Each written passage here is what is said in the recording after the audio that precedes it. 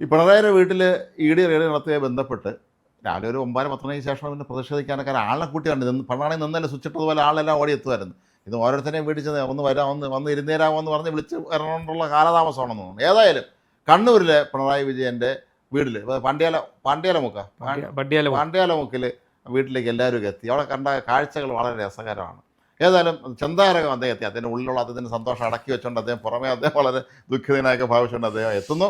അദ്ദേഹത്തിന് ഒരു കസേരയിട്ട് അവിടെ ഇരുത്തുന്നു. അദ്ദേഹം കസേരയിലിരിക്കുകയാണ്. നമ്മൾ ചട്ടമ്പിനാട് സിനിമയിൽ ഓർമ്മയുണ്ടോ, ജനാർദ്ദൻ ഇങ്ങനെ പല പേര് കസേര എടുത്തുണ്ട്. അതുപോലെ അദ്ദേഹത്തെ അവിടെ കസേരയില്ലെങ്കിൽ ഇരുത്തി, അധ്യക്ഷനാക്കി ഇരുത്തി. പണ്ട് VS മൂന്നാറിൽ മറ്റേ പെമ്പിള വരുമ്പോൾ സമരത്തിന് പോയിട്ട് കസേര ഇട്ടിരുന്ന ഓർമ്മ. അതുപോലെ അദ്ദേഹം കസേര ഇട്ട് ആൾക്കങ്ങ് ഇരുന്നു. ചുറ്റിനും അണികൾ വരുന്നു, പ്രമുഖരെല്ലാ അണികളും വരുന്നു, ഇരിക്കുകയാണ്. അപ്പൊ ഇരുന്നിട്ട് സാധനം തീരുന്നില്ല. ഇത് എന്താണെന്ന് ഇതിന് അന്തം വേണമല്ലോ. ഇത് അവിടെ ED ഇപ്പോഴും ചോദിച്ചുകൊണ്ടിരിക്കുന്നേ ഉള്ളൂ, നമ്മളെ വീണ തായ്ക്കണ്ടിയെ. അപ്പൊ ഇതെന്താണെന്നുള്ള സംഭവം ആകാതെ ഇവർക്ക് ഇറങ്ങിപ്പോകാനും പറ്റുന്നില്ല. ഇതിനകത്ത് എന്നെ ഏറ്റവും കൂടുതൽ എനിക്ക് ചിരി വന്ന ഒരു സാധനം നമ്മുടെ ആഭ്യന്തരമന്ത്രി പറഞ്ഞു, ഞങ്ങളങ്ങ് അറിഞ്ഞില്ലത്. അറിഞ്ഞില്ല, കേരള പോലീസിനെ അവർ അറിയിച്ചില്ലല്ലോ. പണ്ട് NIA വന്നപ്പോഴും അറിയിച്ചിട്ടില്ല. അപ്പോൾ ഇവിടെ ആഭ്യന്തരമന്ത്രി വന്ന് വളരെ സൗമ്യമായിട്ട് തന്നെ അദ്ദേഹം ഞങ്ങൾ ആരും ഇത് അറിഞ്ഞില്ല, കേരള പോലീസിനെ പിന്നീടാണ് അവർ അറിയിക്കുന്നത്. കാരണം വെളുപ്പാൻ കാലത്തെ കയറി പിണറായി വിജയൻ ഈ പറഞ്ഞ പോലെ അന്തം കുട്ടിക്കുരങ്ങന്മാരെല്ലാം കൂടെ ഇറങ്ങും എന്നുള്ളത് അവർക്കറിയാം. പിണറായി പോലീസാണ് ഇപ്പോഴും ഇവിടെ ഉള്ളത്. പോലീസ് പുനഃസംഘടിപ്പിച്ചിട്ടില്ല ഇവർ വന്നതിന് ശേഷം. ഇപ്പോൾ ഉള്ളതെല്ലാം അറിഞ്ഞു കഴിഞ്ഞാൽ ആ സെക്കൻഡ് പിണറായി ഇവിടെ നിന്ന് എസ്കേപ്പ് ആവും. പിന്നെ പിണറായി പൊടി മഷിയിട്ട് പോയാൽ പോലും കാണില്ല. എന്തായാലും അവർ വെളുപ്പാൻ കാലത്തെ വന്ന് കയറി. ഈ PFIയുടെ റെയ്ഡ് നടന്നതുപോലെ തന്നെ കയറുന്നു. ഒരേ സമയം 12 സ്ഥലങ്ങളിൽ കയറുന്നു. അവിടെ എല്ലാം റെയ്ഡ് നടന്ന് എനിക്ക് തോന്നുന്നു ഒരു 8 മണിയൊക്കെ ആയതിനു ശേഷമാണ് മാധ്യമങ്ങൾ പോലും ഈ വിവരം ബ്രേക്ക് ചെയ്യാൻ തുടങ്ങി. 8 മണിയായി, 7:45-8 മണിയായി ഈ മാധ്യമങ്ങളിൽ ബ്രേക്കിംഗ് വരാൻ. നമ്മൾ അറിയുന്ന സമയം ഏതാണ്ട് അതുപോലൊക്കെ തന്നെ ആ സമയത്തൊക്കെ തന്നെയാണ് നമ്മളും അറിയുന്നത്.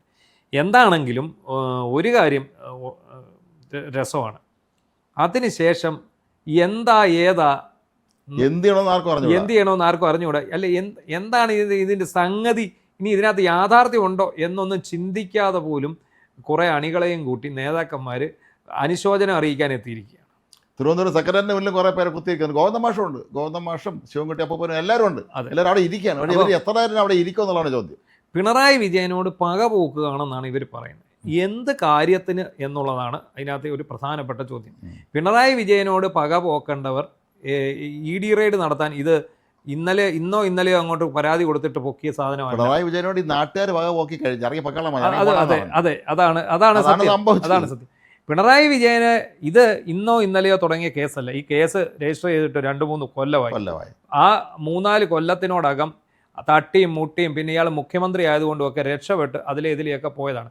ഇയാളെ കഴിഞ്ഞ സർക്കാരിൻ്റെ കാലത്ത് തന്നെ അറസ്റ്റ് ചെയ്യേണ്ടതാണ്, ഇയാളെ മകളെ. അത് ഉറപ്പാണല്ലോ. പക്ഷെ നമുക്കറിയാം അന്നൊക്കെ അദൃശ്യ ശക്തികൾ ഇടപെടും. ഇയാൾ മുഖ്യമന്ത്രിയാണെന്നുള്ള പ്രിവിലേജ് ഉപയോഗിച്ചായിരിക്കും അന്ന് രക്ഷപ്പെട്ടിട്ടുള്ളത്. അല്ല, ഈ അദൃശ്യ ശക്തികൾ ഇയാൾക്ക് അനുകൂലമായി നിൽക്കാനുള്ള ഒരു കാരണം ഭയമായിരുന്നു.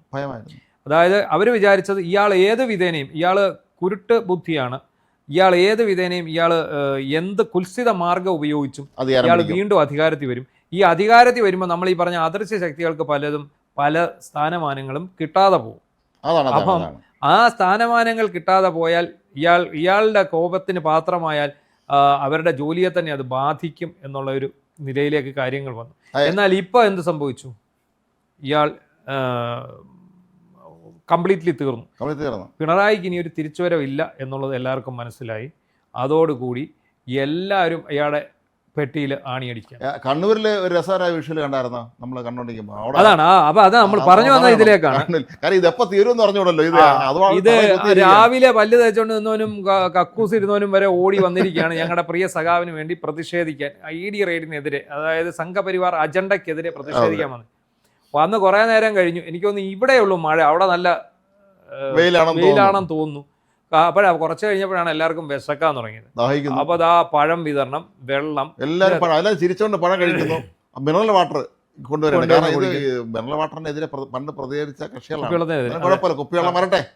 കുപ്പിവെള്ളമൊക്കെ കുടിച്ച് ഇതിന്റെ നടുക്കൊരു സ്റ്റൂൾ ഇട്ട് അതിൽ നമ്മുടെ ചെന്താരകം പണ്ഡ്യാല ഹൗസിന് മുന്നിൽ നിൽപ്പുണ്ട്. അപ്പുറത്ത് ഇപ്പുറത്ത് നമ്മുടെ പിന്നെ ശൈലജ അടക്കം കുത്തിയിരിക്കുന്നു. ശൈലജയും രാകേഷ്, പ്രധാനപ്പെട്ട CPM കണ്ണൂരിൻ്റെ നേതാക്കളെല്ലാം കുത്തിയിരിക്കുന്നു. വളരെ ദയനീയമായ ഒരു കാഴ്ച തന്നെ. എനിക്കൊരു പേടിയോ മാത്രമേ ഉള്ളൂ, തിരുവനന്തപുരം സെക്രട്ടേറിയറ്റിന് മുന്നിൽ കുത്തിയിരിക്കുന്നവരെ സെക്രട്ടേറിയറ്റ് വളഞ്ഞ് പണ്ടത്തെ പോലത്തെ സമരം നടത്തുമോ. സെക്രട്ടേറിയറ്റ് വളഞ്ഞ് അപ്പി ഇടാതിരുന്നാൽ മതി. കാരണം ഈ സെക്രട്ടേറിയറ്റ് വളഞ്ഞ ഇതിനകത്ത് ഇപ്പോൾ ഒരു വലിയൊരു കൺഫ്യൂഷൻ ഇവർക്കുണ്ടത്, ഇത് ആർക്കെതിരെയാണ് ഞങ്ങൾ സമരം ചെയ്യേണ്ടതെന്നുള്ളതാണ്. ശ്രദ്ധിച്ചായിരുന്നു ഇവര് പിന്നെ സതീശന്റെ കാര്യം പറയുന്നു, പിന്നെ രമേശന്റെ അവർ പറയുന്നു ഞങ്ങളാരും ഇത് അറിഞ്ഞിട്ടില്ല, ഇത് ഞങ്ങളുടെ ഏജൻസി അല്ല, ഞങ്ങളുടെ ഏജൻസി അല്ല. എന്നാ പിന്നെ കേന്ദ്രത്തിനെതിരെ സമരം ചെയ്യണം, എവിടെ പോയി ചെയ്യും? അതെ, എവിടെ പോയി ചെയ്യും? എന്ത് ചെയ്യണം? ആകെപ്പാടെ ഇവർക്കൊരു എന്താ പറയുന്നത്, ഈ ഒരു ആശയക്കുഴപ്പമാണ്. ഈ എവിടെ സമരം ചെയ്യണം, ഞങ്ങൾ എങ്ങോട്ട് പോകണം? ഒരു സിനിമയിൽ ലോട്ടറി അടിച്ചു കഴിഞ്ഞ് ആ ടിക്കറ്റ് നഷ്ടപ്പെട്ടു പോകുന്ന ജഗതിക്ക് ലോട്ടറി ടിക്കറ്റ് കയ്യിൽ നിന്ന് നഷ്ടപ്പെട്ടു.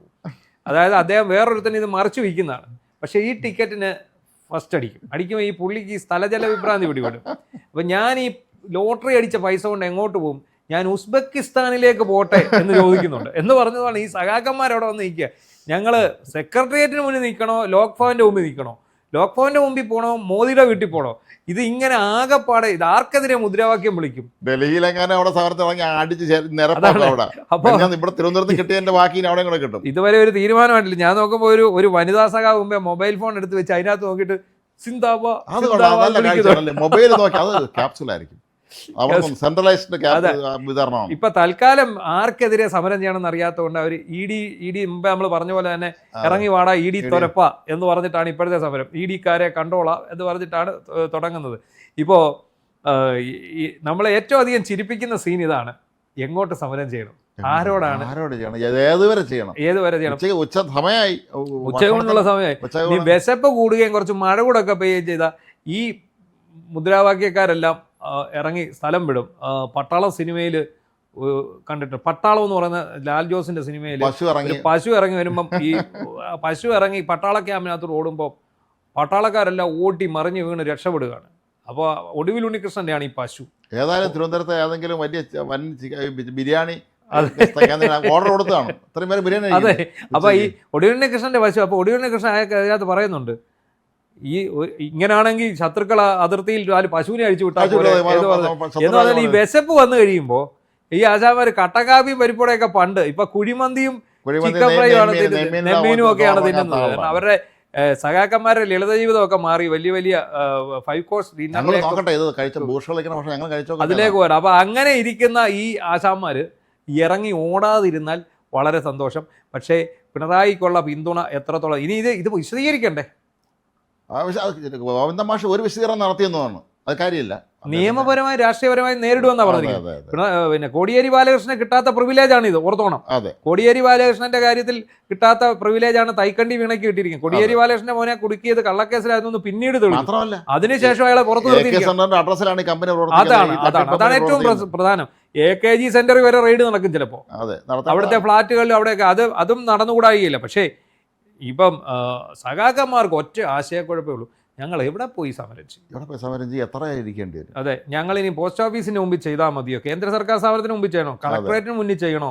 അതോ ഞങ്ങൾ പിന്നെ ഇതിന് മുന്നിൽ ലോക്ഭവന് മുന്നിൽ പോകണോ? എന്ത് ചെയ്യണം? ആർക്കെതിരെ സമരം ചെയ്യും? കേരള പോലീസിനെതിരെ സമരം ചെയ്യണോ? ED ക്കെതിരെ സമരം ചെയ്യണം? മൊത്തത്തിൽ ആശയക്കുഴപ്പമാണ്. പഴവും തിന്ന് വെള്ളവും കുടിച്ച് ഇതുകൊണ്ടൊന്നും നേതാക്കന്മാർ ഒതുങ്ങുമെന്ന് തോന്നുന്നു.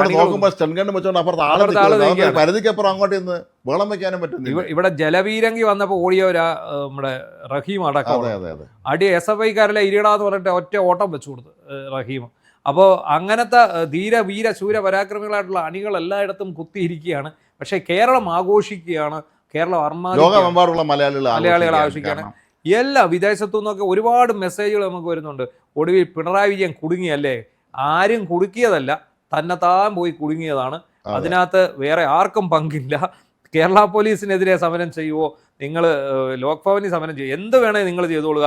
കേരളത്തിലെ ജനങ്ങൾക്ക് ഏറ്റവും സന്തോഷം പകരുന്ന ഒരു വാർത്തയായിട്ട് ഇന്നത്തെ തമിഴ്നാട്ടിലെ തിരുട്ട് ഗ്രാമങ്ങളിലൊക്കെ തന്നെ അവർ അത്ഭുതം പ്രകടിപ്പിക്കണം. നമ്മളെ കടത്തി വിട്ടുന്ന കുറേ കേരളത്തിലുണ്ടോ? ഇത് തിരുട്ട് കുടുംബമാണല്ലോ അറിയപ്പെടുന്നത്. ഇനി ഇതിനകത്തേക്ക് ഈ കമലയുടെ പെൻഷനും വരണം, മകൻ വിവേക് കിരണിന്റെ വിദേശത്തെ ജോലിയും വരണം, വിദേശ NRI അക്കൗണ്ട് വഴി ഈ കേരളത്തിലേക്ക് അല്ലെ ഈ എക്സാലോജിക്കിലേക്കും അവിടേക്കും ഇവിടേക്കും എന്തൊക്കെ കടത്തിയിട്ടുണ്ടെന്നുള്ളതിനെക്കുറിച്ചുള്ള അന്വേഷണം കൃത്യമായിട്ട് വേണ്ടി വരും.